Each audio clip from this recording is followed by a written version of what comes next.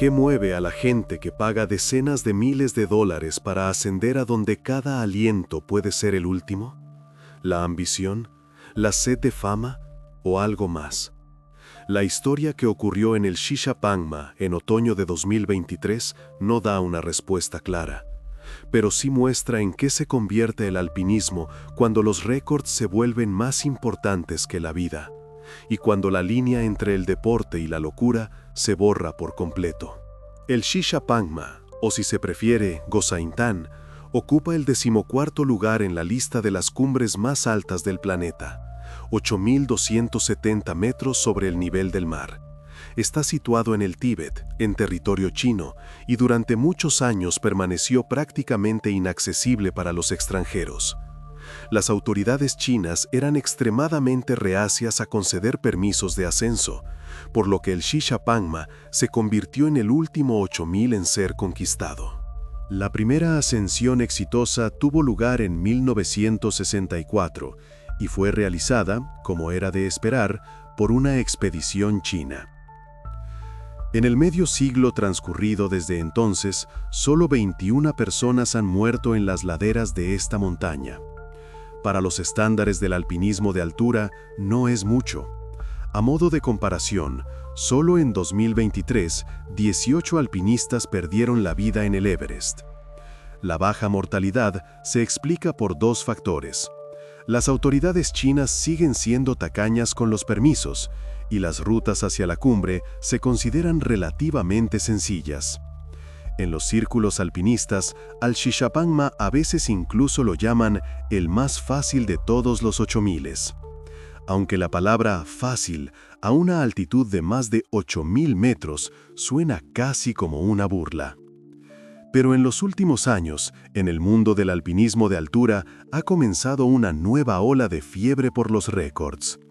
Ya casi no quedan cumbres sin conquistar, y los atletas tienen que inventar nuevas formas de pasar a la historia. En 1986, el legendario Reinhold Messner completó el proyecto Los 14 8000 y además sin usar oxígeno suplementario. Le llevó casi 16 años de preparación, ascensiones, aclimatación, espera de ventanas de buen tiempo. Fue una maratón al límite de las capacidades humanas. En 2019, el alpinista nepalí Nirmal Purja hizo saltar por los aires este sistema de coordenadas. Conquistó todas las cumbres de más de 8000 metros en 6 meses y 6 días, un récord mundial que parecía inalcanzable. Lo que a Messner le llevó una década y media, Purja lo condensó en medio año. La comunidad alpinista estaba en shock. Unos lo admiraban, otros hablaban de comercialización y de la pérdida del espíritu del alpinismo. Y en 2023, la noruega Kristin Harila fue aún más lejos. Completó la lista en 92 días, exactamente la mitad del tiempo de Purja. Una absoluta locura en cuanto a velocidad y resistencia. 3 meses de carrera ininterrumpida por las cumbres más peligrosas del planeta.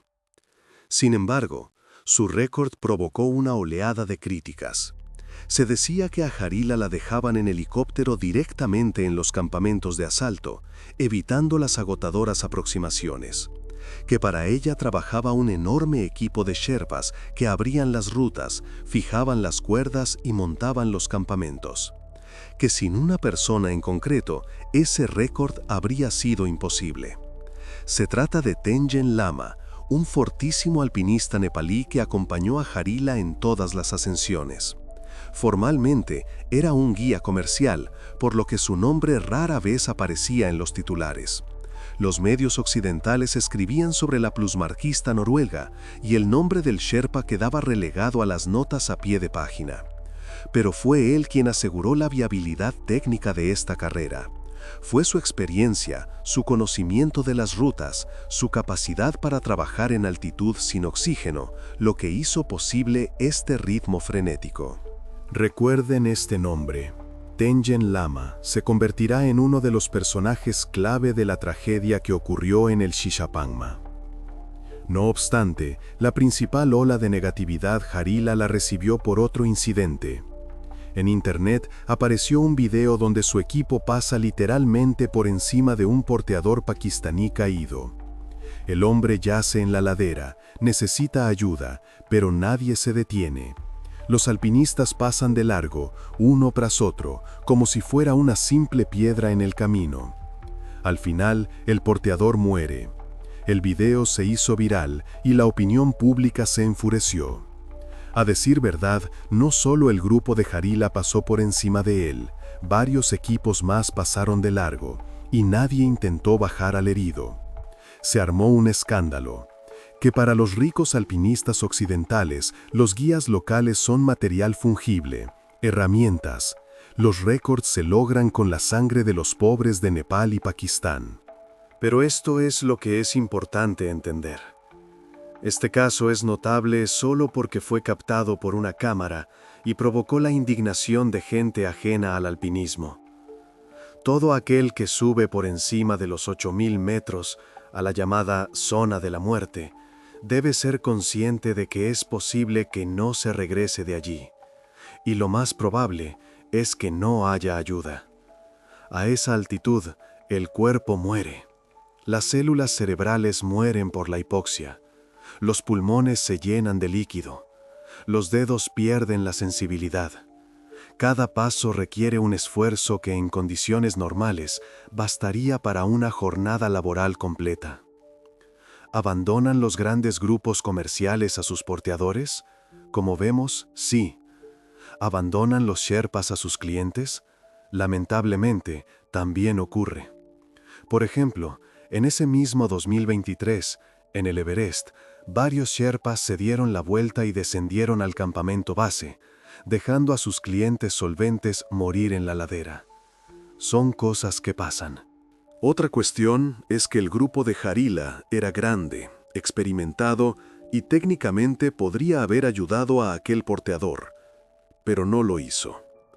Pero ahora no estamos hablando de eso. El ejemplo de Kristin Jarila resultó ser contagioso. Varios alpinistas ambiciosos se lanzaron de inmediato a coleccionar todos los 8000. Las ascensiones se convirtieron en una carrera, en un negocio, en un deporte para las redes sociales. Entre ellos había dos estadounidenses, Anna Gutu y Gina Marie Durz. El 7 de octubre de 2023, ambas estaban asaltando el Shishapangma, y para ambas era el último 8000 de la lista. Ese día más de 50 personas se dirigieron a la cumbre. ¿Por qué tantas? Porque la ventana de buen tiempo, el período en que el clima permite ascender y descender con relativa seguridad, solo se da unas pocas veces por temporada. A veces son 2 o 3 días en todo octubre. Si la pierdes, tienes que esperar al año siguiente, o puede que nunca más tengas la oportunidad. Entre esos 50, había muchos que aspiraban a completar la lista, o que ya la habían completado y ahora iban a por récords personales. El mismo Nirmal Purja, por ejemplo, o Minma Yalye. Estos chicos ya habían subido a todos los puntos más altos del planeta y ahora querían hacerlo sin oxígeno suplementario, porque el récord de todos los 8000 ya no impresiona. Se necesita algo nuevo, más rápido, más alto, más peligroso. Pero a nosotros nos interesan las dos estadounidenses. Anna Gutu y Gina Zurt luchaban por el derecho a convertirse en la primera mujer estadounidense en completar la lista de los 14 8000. Y resultó que para ambas el Shishapangma era el último. Es evidente que quien llegara primero a la cumbre se llevaría toda la gloria y la atención mediática. Contratos de patrocinio, contratos para libros, charlas en conferencias TED. Todo eso va para el ganador. El segundo lugar no le interesa a nadie. Las condiciones de aquel día eran, por decirlo suavemente, malas. Frío, 40 grados bajo cero con el factor viento. Viento con ráfagas que derribaban incluso a los alpinistas experimentados. Y lo más importante, había caído mucha nieve fresca, lo que aumentaba drásticamente el peligro de avalanchas. Esa nieve aún no se había compactado, no se había formado una costra. yacía como una capa suelta e inestable sobre la nieve vieja, una situación clásica de avalancha. Al mismo tiempo, en la montaña, se encontraba Tengen Lama, el mismo Sherpa que, junto con Kristin Harila, estableció el récord mundial. En lugar de descansar después de la frenética carrera, aparentemente decidió que había que forjar el hierro mientras estaba caliente. Su notoriedad mediática se disparó, y con ella sus honorarios. Antes podía ganar de 5 a 7 mil dólares por expedición. Ahora las sumas se contaban por decenas de miles. Apenas unos meses después de su récord, ya había guiado a grupos comerciales en el Manaslu y el Dhaulagiri, y ahora asaltaba el Shishapangma, esta vez como guía personal de Gina Durt. Y es que, inicialmente, Gina iba con otra compañía, Climb Bay. Tengen trabajaba en Summit Treks y no deberían haberse cruzado. Pero al llegar al campamento base, Gina declaró que necesitaba al Sherpa más rápido y experimentado, y que estaba dispuesta a pagar mucho dinero. Obviamente, contrató al estelar Tengen, aunque esto era, por decirlo suavemente, ilegal. El caso es que la empresa con la que se firma el contrato es responsable del alpinista comercial. Es ella la que obtiene el permiso del gobierno, la responsable de la seguridad y del acceso a la ascensión. Y lo más importante, puede hacer que un cliente regrese si los Sherpas ven que seguir adelante es un peligro para su vida. Es un sistema. No es perfecto, pero funciona. Pero aquí, al parecer, el dinero resolvió la cuestión. La estadounidense contrató a un Sherpa de otro equipo, y ahora no estaba claro quién era responsable de ella. Las cadenas formales de responsabilidad se rompieron. El alpinista macedonio Sasko Kechev, que también se encontraba en la montaña ese día, lo comentó así: "El liderazgo es crucial en estas situaciones.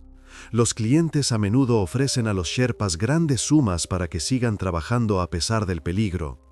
Por eso es necesario un verdadero líder, alguien que pueda tomar la decisión correcta y hacer que el equipo descienda a tiempo. Pero cuando hay decenas de miles de dólares en juego, tomar esas decisiones se vuelve más difícil. En la montaña ese día había muchos alpinistas fuertes, y muchos de ellos perseguían récords. No se puede decir que el objetivo de las estadounidenses fuera algo fuera de lo común. Más bien, eran ambiciones personales. Pero el Shishapangma era el último para muchos. Sirbas Khan y Joros Kashi esperaban convertirse en los primeros pakistaníes en completar las 14 cumbres. Adriana Brownlee aspiraba a ser la primera británica y, de paso, establecer un récord de edad. Mingma Yalye y Nirmal Purja estaban completando la lista sin oxígeno. Pero para nadie la competencia era tan intensa como para las dos atletas estadounidenses. Se sentía incluso en el campamento base. Tensión entre los equipos, saludos breves y secos, miradas de reojo. El Sherpa Mingma Yalye, líder del equipo, y Majin Nepal, recordaba: "Fue una expedición terrible. No esperaba que terminara de esta manera. Al principio todo iba bien, pero la competencia entre las dos damas lo arruinó todo. Lleva 20 años trabajando en las montañas, ha visto mucho, pero nunca algo así". Los alpinistas italianos Mario Bielmo y Sebastiano Valentini contaron que todos los que estaban en la montaña esos días entendían perfectamente que la sección superior era extremadamente peligrosa.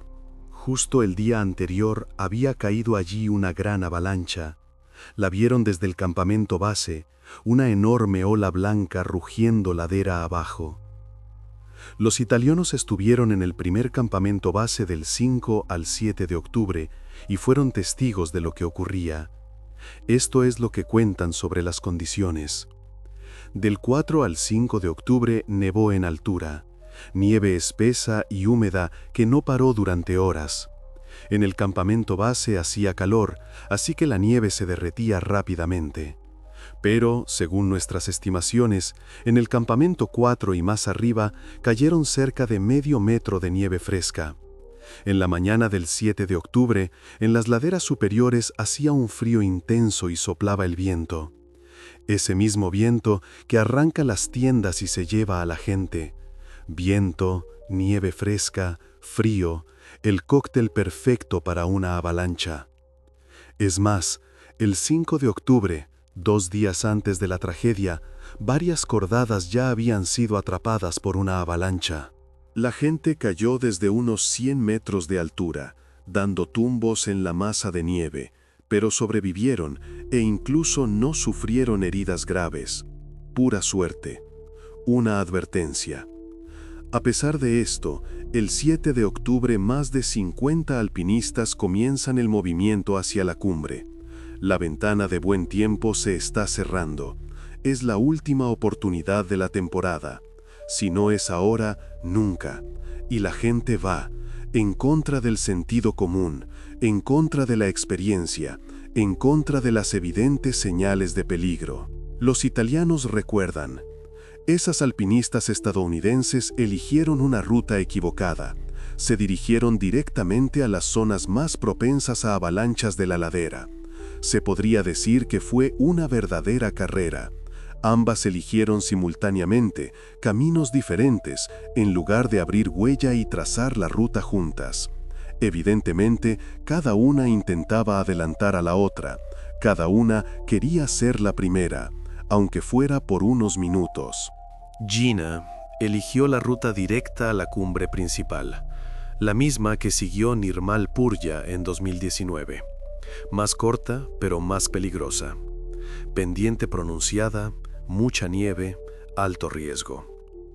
Ana Gutu inicialmente tomó la ruta clásica, a través de la arista hasta la cumbre central. Más larga, pero más segura. Pero luego se detuvo durante casi una hora, al parecer dándose cuenta de que Gina la estaba adelantando. Y entonces cambió bruscamente de rumbo y se dirigió directamente ladera arriba, atajando, ignorando el peligro. A 7.600 metros, muchos alpinistas se dan la vuelta y comienzan el descenso al campamento base. Ven la situación de peligro de avalancha y deciden no arriesgarse. La ascensión se cancela. La vida es más valiosa. Pero no para las estadounidenses.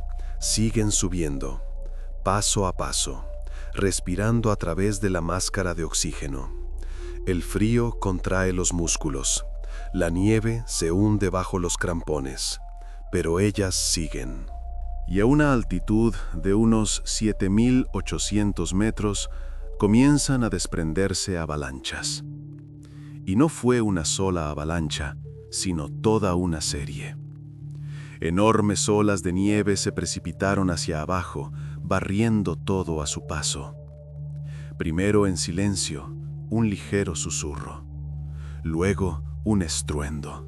Luego un rugido que te deja sordo. La primera avalancha sepulta a Ana Ganguto y a Mingma Rita, el sherpa que iba encordado con ella. Ocurre sobre las 11 de la mañana. La nieve los golpea con tal fuerza que les rompe los huesos. Luego los arrastra hacia abajo, los hace girar, los entierra. La segunda avalancha cae unas 2 horas después, sobre la 1 de la tarde. Arrastra a Gina Djurz y a Tengen Lama. Y aquí viene lo más importante. Cuando cayó la primera avalancha y sepultó a Ana y a Mingma Rita, el grupo de Gina y Tengen lo vio. Estaban más arriba y observaron cómo la nieve cubría a la gente. Vieron cómo la avalancha los arrastraba hacia abajo. Oyeron los gritos, interrumpidos a media palabra. Pero continuaron el ascenso, como si no hubiera pasado nada, como si no fueran personas, sino simples piedras que habían caído en algún lugar más abajo. Aquí surge la pregunta principal.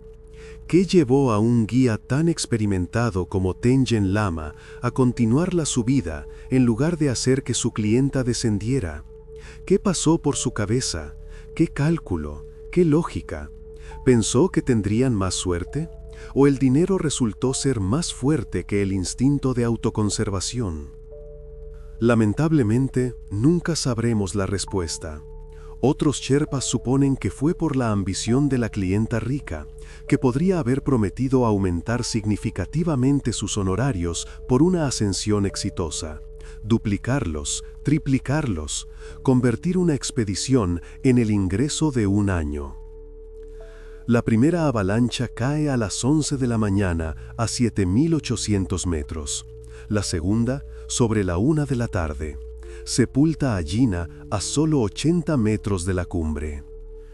Del objetivo por el que había venido, por el que había pagado decenas de miles de dólares, por el que había arriesgado su vida, quedaban menos de 5 minutos de caminata.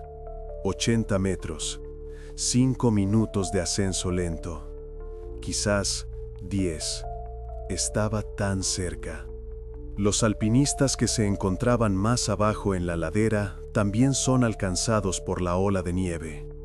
Ming Mayalje, que estaba un poco más abajo, inicia inmediatamente una operación de rescate. Sin dudarlo, sin pánico, simplemente hace lo que hay que hacer. Intenta desenterrar a los heridos, trabaja sin parar y además sin oxígeno suplementario. A esa altitud es una verdadera hazaña. Cada palada le quita tanta energía como la que se necesitaría para una hora de trabajo en condiciones normales. Así es como lo recuerda. En cuanto la nieve se asentó, nos lanzamos a desenterrar a los que habían quedado sepultados. Las manos no obedecían, los dedos estaban entumecidos, pero cavamos. Cuando estaba rescatando a Kar Mayalje, mi cuerda casi se enredaba en su equipo. Tiraba de él y la cuerda se apretaba como un lazo. Logré liberar sus botas, pero yo mismo resbalé y caí. Intenté detenerme 2 veces, casi lo consigo, pero mi cuerpo ya estaba demasiado cansado. Los músculos no aguantaban. Seguí deslizándome, ganando velocidad. Mientras caía, vi una gran roca más adelante, negra, afilada, sobresaliendo de la nieve. Y comprendí, si me estrello contra ella, me romperé todos los huesos, o me perforaré el pecho, o me romperé la cabeza. Intenté esquivar la roca durante la caída. Me impulsé con una pierna, giré el cuerpo, y funcionó. Pasé de largo, literalmente a centímetros. Luego, de todos modos, me topé con otras rocas, pero estaban en la nieve. El impacto fue más suave, por eso sobreviví. Ming Mayalje sobrevivió, en efecto, gracias a una suerte increíble y a la ayuda de otro alpinista, Dagwa Drona Gurung. Este lo encontró bastante rápido, inconsciente y sin pulso. El cuerpo frío, los labios azules. Pero Dagwa Drona comenzó la reanimación. Sasko Kechev, alpinista y cardiólogo que también se encontraba en la montaña ese día, recuerda. Dagwa Drona nos contó que le practicó reanimación cardiopulmonar, masaje cardíaco externo a casi 7.500 metros de altura. Cada compresión le quitaba sus últimas fuerzas. Afortunadamente, después de varias compresiones torácicas y algunas insuflaciones, Mingma reaccionó y recuperó la conciencia. Sorprendentemente, se levantó lentamente, rechazó más ayuda y comenzó a descender. Aunque un minuto antes, tras el golpe contra la roca, había sufrido una muerte clínica. Como médico, todavía no entiendo cómo es posible. Ming Mayalje regresó al campamento 2 temblando, exhausto, ensangrentado, la chaqueta rota, la cara llena de arañazos, pero vivo. Al día siguiente, llegó por su propio pie al campamento base y se subió al autobús del grupo hasta la frontera. 8 horas de traqueteo, por carreteras de montaña, con los huesos rotos. En el hospital de Katmandú, una tomografía computarizada reveló una fractura de cráneo y una fractura de coxis. Y aún así, Este hombre descendió por sus propios medios desde una altitud de 7.300 metros, una altura desde la que ni siquiera las personas sanas siempre regresan con vida. Su historia es una lección aparte sobre la fuerza de voluntad que poseen los Sherpas. Pero las alpinistas estadounidenses y sus Sherpas estaban mucho más arriba en la ladera. No había ninguna posibilidad de desenterrarlos. La avalancha los sepultó. Metros de nieve, toneladas de presión, sin aire, sin salida. La alpinista nepalí Naira Okano recuerda así a estas mujeres. Conocía poco a Ana, pero me dio sus calentadores de manos cuando me estaba congelando en el Cho-Oyu. Así, sin más, sin que se lo pidiera, vio que tenía frío y me los dio. Desde ese momento, entablamos una amistad. Gina llamaba a Ana la alpinista de Instagram. Decía que perseguía los me gusta y no las cumbres. Pero yo creo que Ana era simplemente una chica encantadora que quería demostrarse algo a sí misma.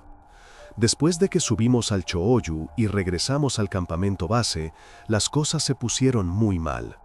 Gina se había ido a la ascensión hacía solo unas horas, pero las autoridades locales, por alguna razón, nos detuvieron. Revisaron los documentos, hacían preguntas extrañas. Luego surgieron problemas con los Jacks. De repente, resultó que no estaban listos para llevar nuestro equipo. No tengo pruebas, pero los miembros de mi equipo sospechaban que Gina podría haber incitado a los oficiales a detener a nuestro grupo para retrasar el ascenso de Ana y ser la primera en batir el récord. Quizás sea paranoia, o quizás no. Para llevar a Ana a tiempo, tuvimos que dejar la mayor parte del equipo que debía bajar al campamento base. Solo llevamos lo necesario para la ascensión, lo mínimo. Ambas mujeres se concentraron tanto en la competencia que perdieron el control de la situación. Todo el equipo sufrió por ello. Si hubieran ido juntas, abriendo huella juntas, asegurándose mutuamente, todo habría sido diferente. Habrían sobrevivido, estoy segura de ello. Es una lástima que nosotras, las mujeres, no sepamos apoyarnos mutuamente, especialmente en lugares como este. Otra alpinista estadounidense, Tracy Metcalf, también señaló que la competencia entre las chicas había superado todos los límites razonables. Estas son sus palabras. Creo que Gina estaba muy motivada por ser la primera estadounidense en subir a las 14 cumbres. Para ella no era solo un logro deportivo, era una identidad, una forma de darse a conocer. Le sorprendió mucho lo rápido que Ana pudo alcanzarla, ya que era una novata en el alpinismo. Había empezado hacía solo un par de años y ya tenía 13 8000 en su haber. Eso molestaba a Gina. Mucho. Irónicamente, Tracy Metcalf era la tercera en la fila. Tras la muerte de Gina y Ana, ahora tiene el mayor número de ascensiones a 8000 entre las alpinistas estadounidenses. Es la que más cerca está de ese récord. Pero no tiene prisa. Y esto es lo que dice. No me gusta nada toda esta fiebre de los récords. Siento que estropea la experiencia de las ascensiones. Antes me gustaban todas las etapas de la expedición, la marcha en sí, la rotación por los campamentos, la aclimatación, conocer al equipo, las noches en la tienda contando historias. Ahora todo el mundo tiene mucha prisa. Llegas en avión, subes, te vas en avión. Una marca en la lista, una publicación en Instagram. Creo que ahora hay gente que se dedica al alpinismo, quizás por razones no del todo correctas.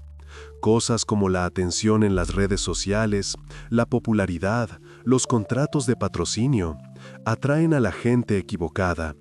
Gente para la que las montañas son un decorado, no un propósito. Yo disfruto de la belleza, del silencio, de la sensación de estar en el borde del mundo. Y esa es la razón por la que hago esto. No necesito estas competiciones. No quiero que mi nombre se escriba con sangre. El resultado de esta ascensión fue que 4 alpinistas, en su búsqueda de ambición, fueron barridos por una avalancha. Sus cuerpos aún no han sido encontrados. Se quedaron allí, en la ladera, bajo metros de nieve y hielo. Quizás en unos años el hielo se mueva y alguien encuentre sus restos. O quizás se queden allí para siempre. Quien mejor lo expresó fue Tracy Metcalf.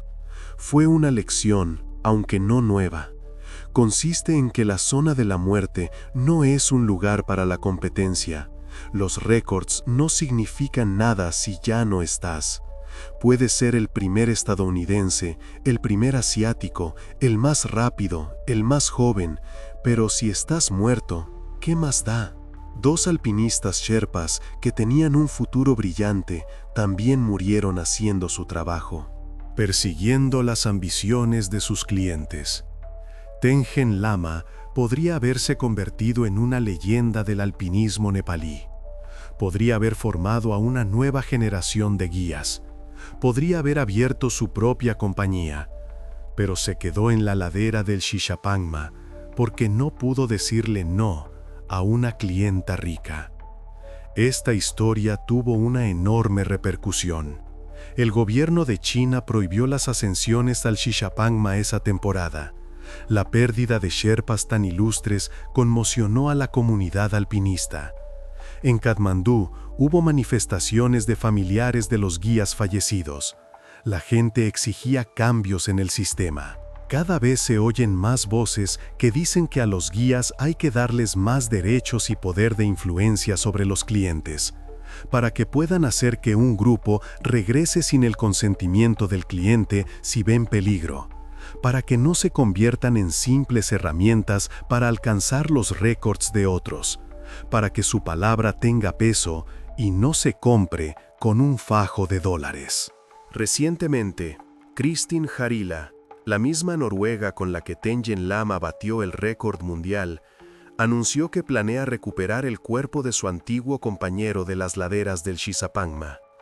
Inició una recaudación de fondos, contrató a un equipo, obtuvo el permiso de las autoridades. Sin embargo, la mayoría también interpretó esta declaración como un intento de buscar notoriedad. Los alpinistas experimentados coincidieron en que es una empresa inútil y extremadamente peligrosa que costará nuevas vidas. Bajar un cuerpo desde 8.000 metros es una operación que requiere decenas de personas, días de trabajo y un riesgo enorme. Y lo más importante, las vidas de los sherpas, que ya mueren con demasiada frecuencia por las ambiciones de sus clientes. Muchos proponen que el dinero recaudado para esta expedición se entregue a la familia de Tengen. Sería más honesto y práctico. Sus hijos se quedaron sin padre, su esposa sin el sostén de la familia. No necesitan gestos simbólicos, sino ayuda real. Esta es la triste historia sobre la ambición, la competencia y el precio que a veces hay que pagar por un lugar en la historia, por una línea en la lista de los plusmarquistas, por unos miles de me gusta en las redes sociales. El Shishapangma sigue en pie. La nieve en sus laderas sigue siendo una capa suelta y peligrosa. Las ventanas de buen tiempo siguen siendo escasas. Y la gente sigue subiendo allí, donde cada aliento puede ser el último. La carrera no se ha detenido. Continúa.